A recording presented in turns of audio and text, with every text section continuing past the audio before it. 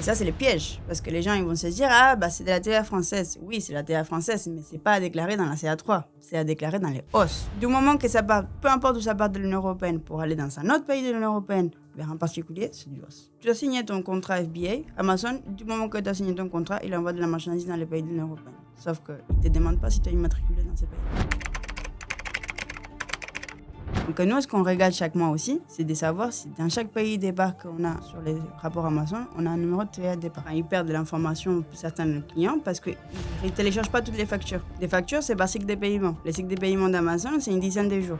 Donc en gros, ça veut dire que par marketplace, on a au moins 2 ou 3 factures, des commissions par mois, voire plus la partie stockage, donc la partie logistique, plus parfois les advertising, plus.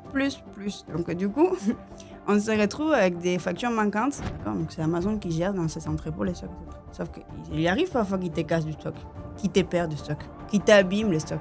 Il faut le rembourser. Plus on a de la compétence dans un sujet, plus on devient plus ou moins expert. Mais du coup, c'est plus dur de redescendre les échelons et d'expliquer en fait à quelqu'un. Il faut persévérer. Il ne faut pas laisser tomber les rêves, tout ce qu'on a envie de faire dans la vie. Parfois, on est démotivé. Mais il faut y aller parce que ça vaut le coup à la fin. Et je pense qu'on a des belles surprises.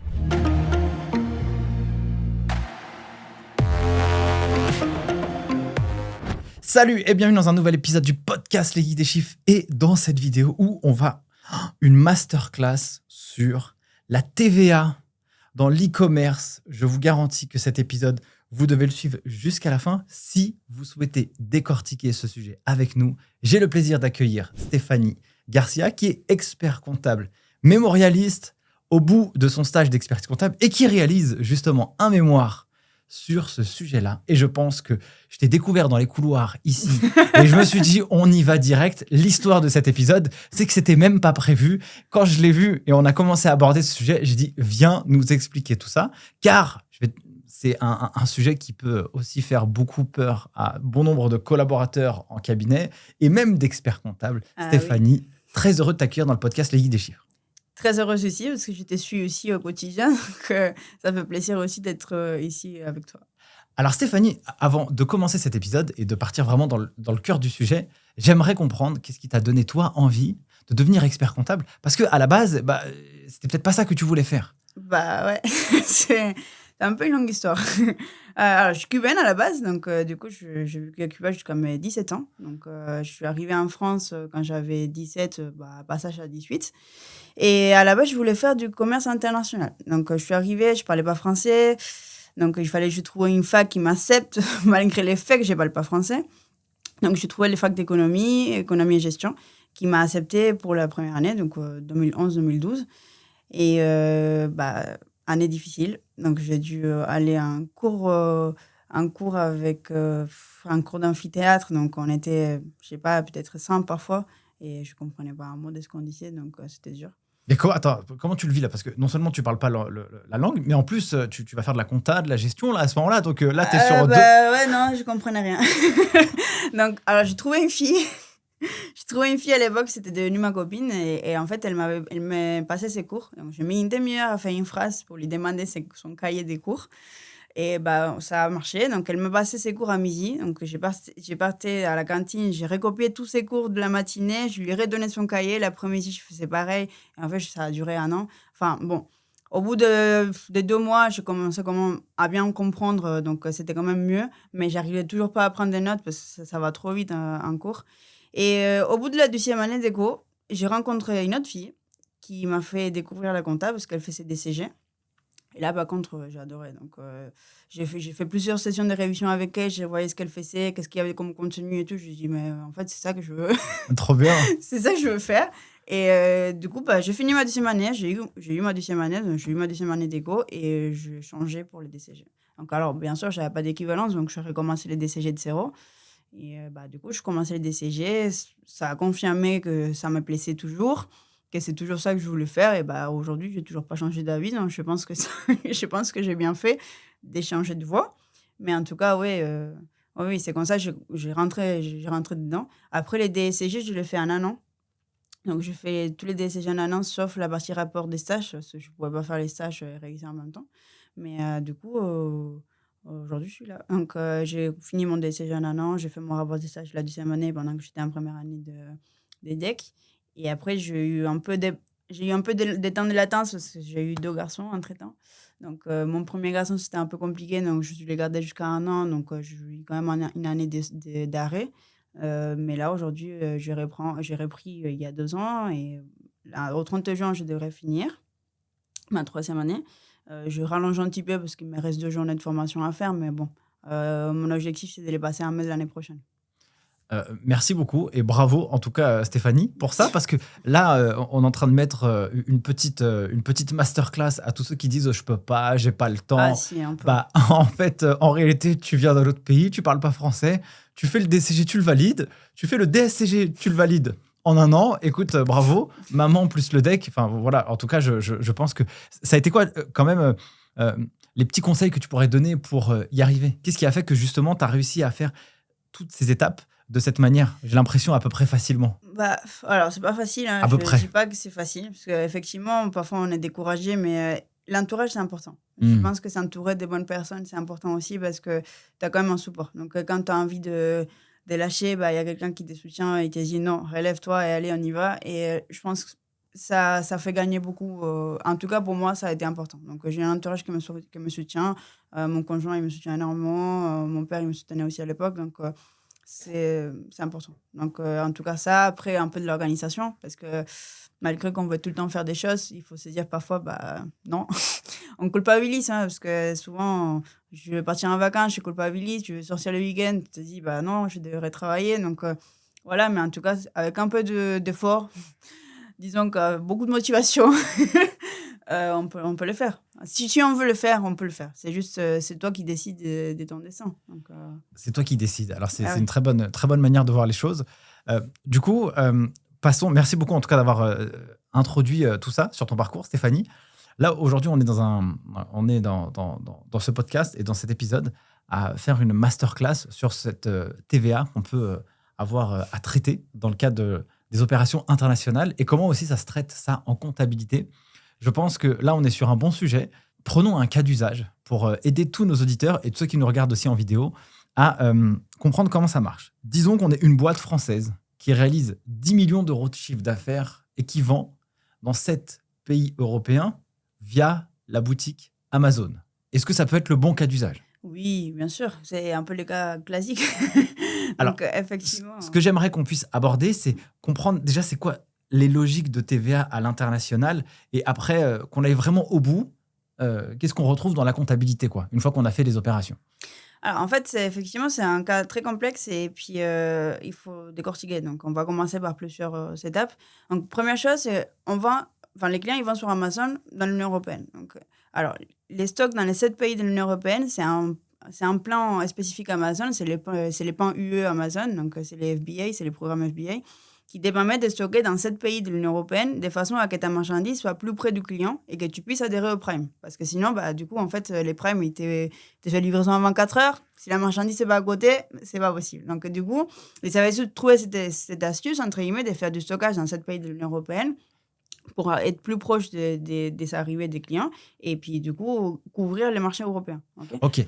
Donc là, ça c'est la première chose. Ok. Donc ça veut dire que boîte française, je vais vendre en Italie ou en Allemagne, je vais acheter de la marchandise et je vais la stocker en Allemagne. Alors, tous les stocks dans les entrepôts Amazon. Donc, Amazon, il gère la logistique de ces côtés-là, d'ailleurs, qui te facture, hein, bien sûr. Okay. Mais en tout cas, Amazon, il gère cette logistique. C'est-à-dire, tu lui envoies les stocks Amazon. Amazon, il va gérer les stocks dans les autres pays de l'Union européenne. D'accord. Il va gérer en fonction des évolutions du CA, des prévisions du CA, parce qu'il connaît un petit peu les marchés. Donc, en fonction du produit que tu vends et des chiffres que tu as déjà fait par les passés aussi, en fait, il va bouger les stocks en fonction de tout ça. Donc, en gros, il va prendre les stocks. Par exemple, toi, tu es dans les 7 pays, donc il va l'envoyer en fonction des ventes prévues. Et puis après, il va les réajuster quand ça va selon l'évolution de l'entreprise et du chiffre d'affaires. Donc, du coup, ça c'est pour le coup, lui qui les gère, en fait, ton stock. Par contre, toi, quand tu as du stock dans les 7 pays de l'Union européenne, ça t'oblige à t'immatriculer à la TVA dans ces pays-là de l'Union européenne. Mais bon, ce que je suis en train de te dire, ça va être caduc dans quelques mois, je pense, parce que Amazon, il a trouvé une super astuce qui s'appelle les programmes COS. Ok. On pourra en parler à la fin si tu veux. Ouais, mais en tout cas, pour l'instant, les programmes, c'est ça. C'est que tu as du stock dans les 7 pays de l'Union européenne. Donc, tu dois t'immatriculer du moment que tu as du stock dans ces pays-là. Donc, tu immatricules quoi? À la TVA. Ok, d'accord. Donc, tu t'immatricules à la TVA. Par exemple, tu as du stock en Italie, tu vas t'immatriculer à la TVA italienne. Et ce qui fait que ça t'oblige à faire des déclarations de TVA en Italie. D'accord? Alors, la TVA italienne, comment ça va se passer si on prend les cas de l'Italie? Donc, si les stocks, quand on vend sur Amazon, Amazon, il te fait un rapport des ventes mensuel qui est énorme. Donc, c'est un rapport qui est très, très, très complet. Au niveau des plateformes sur le marché du e-commerce, c'est les rapports les plus complets qu'on trouve. Donc, alors, pour avoir des infos, il y en a dans tous les sens, mais il faut les comprendre parce qu'il y a parfois des mots-clés, il y a certaines problématiques au niveau fiscal. Il faut aussi détecter quand il y a des problématiques au niveau du rapport Amazon parce que parfois, il n'est pas juste. Donc, voilà. Mais en tout cas, c'est un rapport très complet, donc c'est bien parce que c'est une belle base de travail. Dans les rapports Amazon, on va avoir certains indicateurs qui sont super importants à comprendre. Pays départ, pays d'arrivée. On va avoir après si c'est un particulier ou un client professionnel qui va acheter la marchandise. Et du coup, après, on va avoir d'autres indicateurs qu'on va voir par la suite. Donc, c'est déjà la base, d'accord? Ok. Qu'est-ce qui te permet de faire? C'est que ça va déterminer où est-ce que tu dois déclarer ta TVA. Il y a de la TVA irrégulière, ce qu'on appelle Amazon irrégulière. Ça veut dire que tu les déclares dans ta CA3 du pays. Donc, par exemple, c'est ce qu'on va déclarer dans la CA3 française, la CA3 italienne, pour prendre l'Italie. Si on a des stocks en Allemagne, CA3 allemande, etc.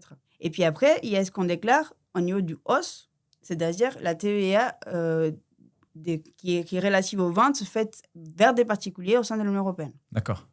Alors, cette hausse qui existe depuis juillet 2021, c'était la nouvelle réforme TVA au niveau européen, en fait, il faut les traiter de façon différente. Donc voilà, c'est pour ça que j'essaie de détailler les deux cas de figure. Il y a la CA3 dans le pays en question, et puis après, il y a les ventes hausse. Qu'est-ce qu'on va déclarer en Italie, dans cette déclaration de TVA italienne? On va déclarer tout ce qui est domestique, c'est-à-dire que ça part d'Italie, du stockage en Italie, pour aller en Italie, vers des professionnels ou des particuliers, on s'en fout.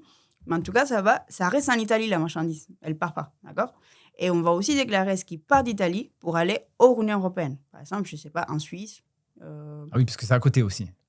Donc ça pourrait. Quand même. Ok. Donc en Italie, ça part d'Italie pour aller en Suisse, etc. Donc ça, c'est du hors Union européenne, d'accord? Il y a aussi la Norvège, par exemple, les hors Union européenne au niveau du cadre européen à la TVA. Par contre, ça, c'est de l'export aussi. Ça, on déclare dans la CA3. C'est comme nous, dans notre CA3 française, on a ce qui est déclarable en France et ce qui est déclarable à l'export, d'accord? Non imposable. C'est exactement pareil. Donc là, dans les rapports Amazon, on va prendre tout ce qui part d'Italie pour aller en Italie. Et tout ce qui part d'Italie pour aller hors Union européenne. Et là, on est pour toujours simplifier. Ok, on est toujours cette boîte française toujours. qui vend des marchandises en Italie. C'est ça. Mais donc, le point de départ où la marchandise est en Italie. Exactement. Et donc là, on identifie soit ça part dans le pays Italie, ou soit ça va dans un pays hors de l'Union européenne. Tout à fait. Et donc ça, c'est à déclarer sous la CA3 italienne. D'accord? Ok. Donc ça, du coup, il vous faut un prestataire qui va faire ça pour vous parce que il faut reconnaître quand même la législation en matière de TVA sur tous les pays européens. C'est un bon boulot. Donc, par exemple, Eurofiscalis, c'est ce qu'il fait. Donc, Eurofiscalis, Kevin Sagnet, c'est ce qu'ils font. Ils font la déclaration de TVA dans les autres pays de l'Union européenne. Vous avez d'autres fournisseurs, mais en tout cas, c'est un peu la même problématique. Donc, ça, c'est une première chose. Ensuite, on va avoir un client, par exemple, en Italie, qui va acheter de la marchandise. Mais la marchandise, elle n'était peut-être pas disponible en Italie. Elle était disponible en Allemagne ou en France, on est juste à côté. Amazon, elle va l'envoyer depuis la France, par exemple. Donc, alors, les stocks partent de France pour aller en Italie vers un particulier. D'accord? Donc, ça, c'est cadre hausse. Donc, c'est quoi les guichets hausse, OSS? C'est la TVA qu'on doit déclarer une fois par trimestre. Et on doit la déclarer dans les pays dans lesquels on est immatriculé à la TVA pour la première fois. Donc, des bases, donc ça veut dire les pays dans lesquels tu as ton siège social. La France. La France. Okay. Si c'était un pays, une autre entreprise, ça aurait été ailleurs. Mais en tout cas, là, dans notre exemple, c'est la France. Donc, du coup, on déclare en France une fois par trimestre. Sur les guichets de TVA, donc vous allez voir, si vous allez regarder sur les comptes impôts.gouv, vous allez voir que tout en bas, il y a guichet unique TVA. Et en fait, là, on va aller là, dans cette partie-là, pour le déclarer. Pour l'instant, ce n'est pas en EDI, elle n'est pas disponible en EDI. Donc, on peut le faire uniquement sur impôts.gouv. Et on fait ça une fois par trimestre. Donc, on va prendre toute la TVA qui est relative aux ventes faites en Union européenne pour les déclarer sur ces guichets-là. Par exemple, comme on mettait l'exemple, ça part de France pour aller en Italie vers un particulier. Alors attention, la notion des particuliers professionnels, c'est très important. C'est pour ça que j'ai dit c'est un paramètre important parce que dans les hausses, c'est les ventes à distance, d'accord? Donc, ventes à distance, ça suppose du coup que client récepteur de la marchandise est une personne non assujettie à la TVA, d'accord, particulier au PBRD, etc. Donc, c'est vraiment un client particulier au PBRD. Ça marche aussi. En tout cas, voilà. Si c'est un professionnel, c'est du B2B, donc c'est du classique, et c'est de l'intracommunautaire, donc c'est pas du tout dans le cadre du HOS. Donc, attention. Donc, du coup, ça marche aussi, attention, pour une marchandise qui part d'un autre pays de l'Union européenne pour aller en France. D'accord. Et ça, c'est les pièges. Parce que les gens, ils vont se dire, ah, bah, c'est de la TVA française. Oui, c'est de la TVA française, mais c'est pas à déclarer dans la CA3. C'est à déclarer dans les HOS. D'accord? Ok, très Donc, clair. si ça part d'Italie, pour venir en France, vers un particulier, bah, c'est du HOS. En gros, en fait, les HOS, en vrai, c'est tout ce qui concerne 2 pays de l'Union européenne. Donc, ça veut dire qu'il y a 2 pays impliqués de l'Union européenne qui sont différents et la marchandise est livrée à un particulier. Très clair. Ok. Donc, voilà. Donc, du moment que ça part, peu importe où ça part de l'Union européenne, pour aller dans un autre pays de l'Union européenne vers un particulier, c'est du HOS. Et c'est à déclarer par trimestre sous cette déclaration. Donc là, les buts, ma mission un peu chez Eurofiscalis, c'était de pouvoir transcrire ces rapports-là en compta. Parce que c'est pas évident. Donc, il faut séparer les chiffres d'affaires par pays pour pouvoir faire un cadrage TVA. Parce que le cadrage TVA, c'est sympa. Par pays, avec TVA différentes par pays. On a quand même 27 pays dans l'Union européenne. Et ils sont tous des TVA différentes. Il y en a 2 ou 3 qui se ressemblent, mais c'est pas tout à fait pareil. Donc, effectivement, c'était un gros challenge de pouvoir retranscrire un rapport brut comme ça qui te donne Amazon avec ses données à eux en écriture comptable.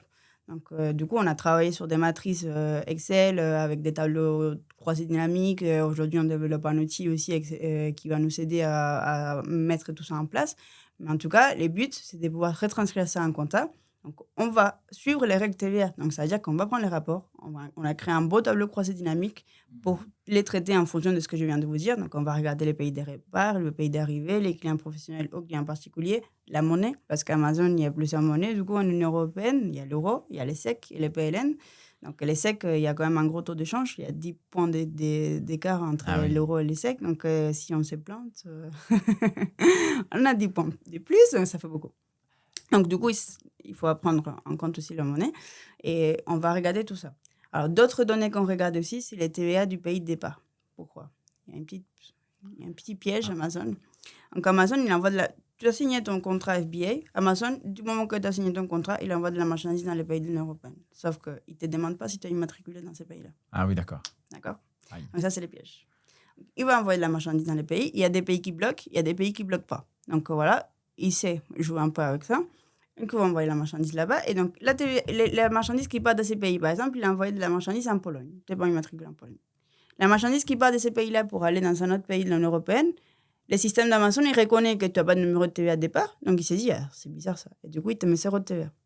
Donc, il ne facture pas de TVA au client.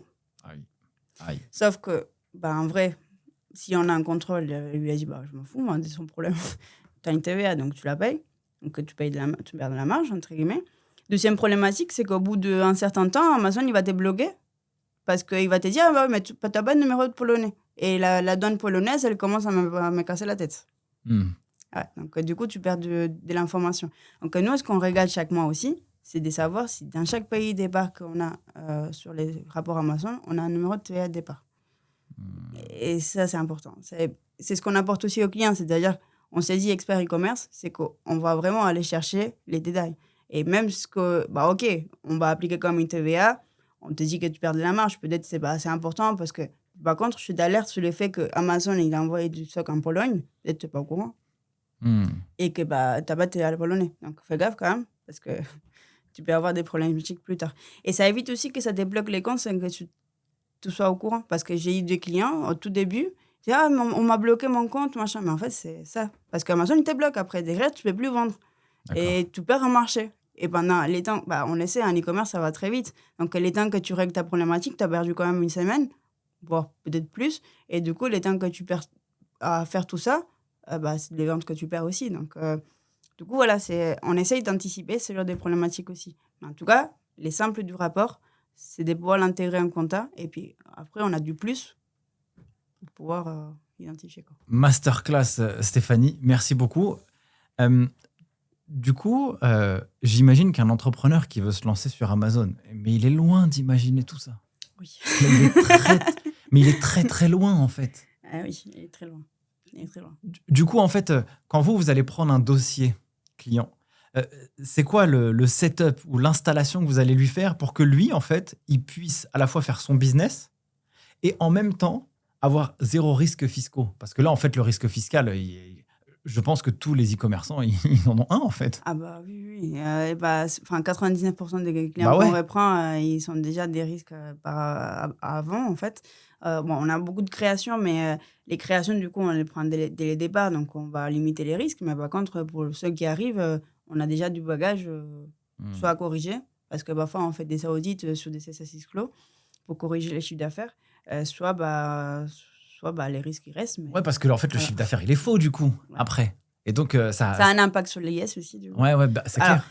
Du coup, en plus de le chiffre d'affaires, donc en plus du chiffre d'affaires qu'on va retranscrire et du coup qui est différent, forcément ça va être différent parce que la façon dont on les calcule, vu qu'on prend en compte vraiment toute la TVA des pays européens, etc., ton chiffre d'affaires n'est pas exactement pareil, d'accord? Et du coup, ça a un impact sur comme tu as dit, sur l'IS, mais ça a aussi un impact sur la TVA régularisée. Et puis derrière, on a aussi les commissions Amazon. C'est-à-dire qu'on a trouvé un rapport qui nous permet de faire un cadrage client sur l'année. Donc c'est top. Parce que ça nous permet de pouvoir regarder les chiffres d'affaires, ça nous permet de pouvoir regarder les encaissements et ça nous permet de pouvoir regarder les commissions Amazon. Parce qu'Amazon, il te prend des commissions.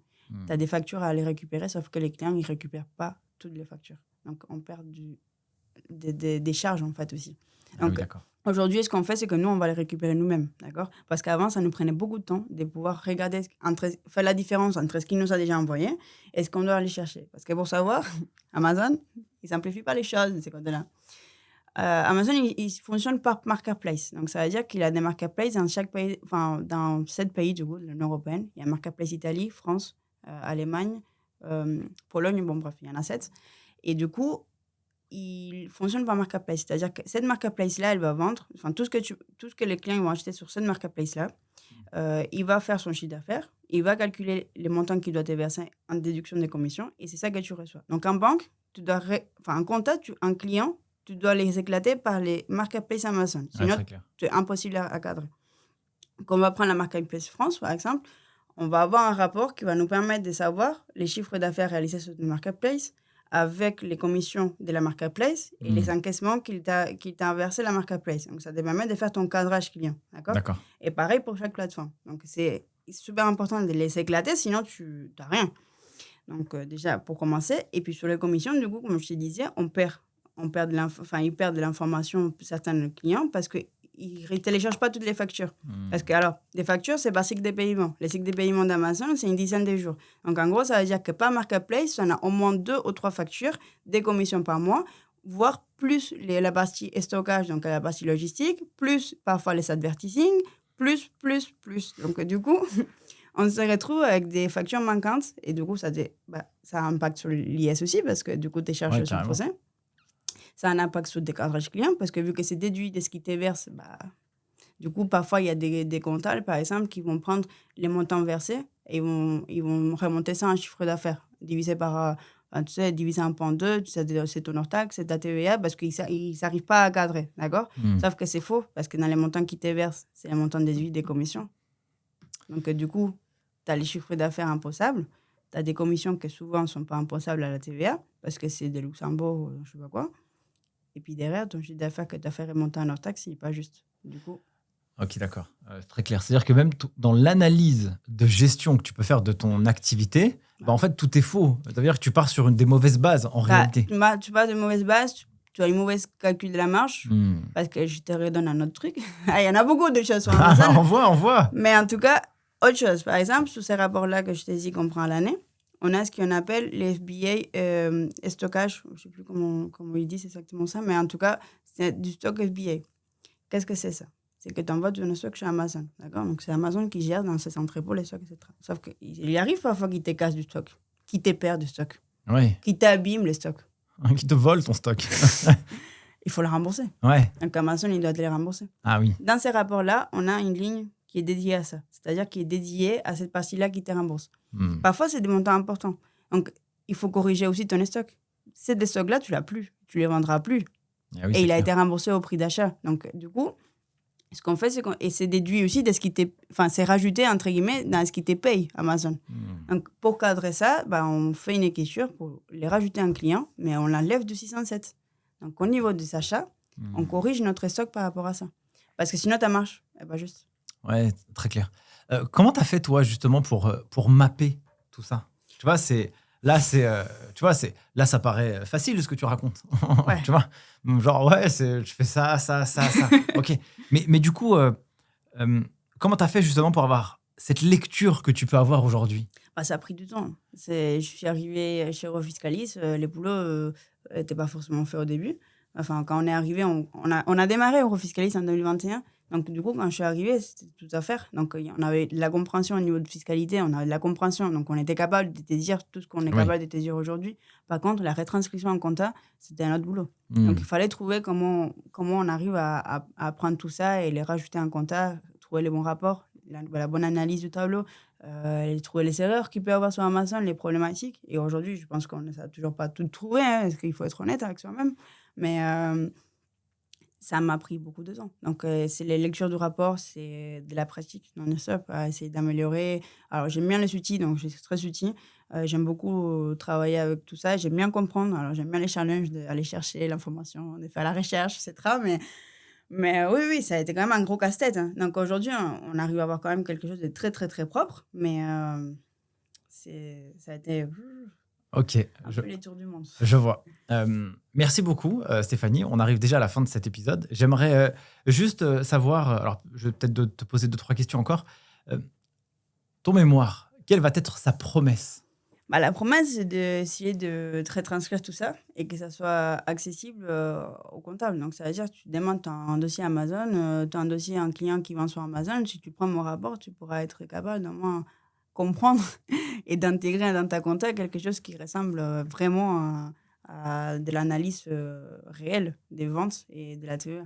Donc, c'est ça la problématique, entre guillemets. Mais la recherche, elle est quand même déjà bien faite parce que c'est quand même moi qui ai travaillé dessus. Ouais, donc, bien sûr.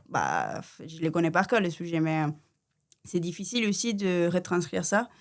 Parce que plus on a de la compétence dans un sujet, plus on devient plus ou moins expert. Mais du coup, c'est plus dur de redescendre les échelons et d'expliquer en fait à quelqu'un. Donc, c'est ça mon challenge aussi, c'est d'essayer de me mettre vraiment à la base et de me mettre à la place de quelqu'un qui ne comprend rien et de pouvoir retranscrire ça de cette façon. Mais bon, ce sera l'objectif de mon mémoire. Super. Dernière question à te poser, Stéphanie. Est-ce que la vie t'a appris quelque chose que tu pourrais partager aux auditeurs et à ceux qui regardent la vidéo? Qu'est-ce que la vie m'a appris en général? D'être persévérante. OK. Ouais, il faut persévérer. Il faut pas laisser tomber les rêves, tout ce qu'on a envie de faire dans la vie. Parfois, on est démotivé, mais il faut y aller parce que ça vaut le coup à la fin. Et je pense qu'on a des belles surprises. Merci beaucoup, Stéphanie. C'était franchement un vrai plaisir de pouvoir t'accueillir pour cet épisode rapide. Franchement, une belle rencontre. Merci beaucoup à tous d'avoir suivi cette vidéo et ce podcast. Si vous a fait kiffer autant que moi, j'ai pris de plaisir à le réaliser, eh bien, n'hésitez pas à mettre les 5 étoiles sur les différentes plateformes. Ça donne du baume au cœur et beaucoup d'énergie. Je vous invite aussi à aller regarder l'interview que j'ai fait avec Kevin Sagnier, qui est aussi un des cofondateurs de ce cabinet Eurofiscaliste. Sur ce, je vous souhaite le meilleur. Merci Stéphanie et à bientôt pour un prochain épisode. Ciao!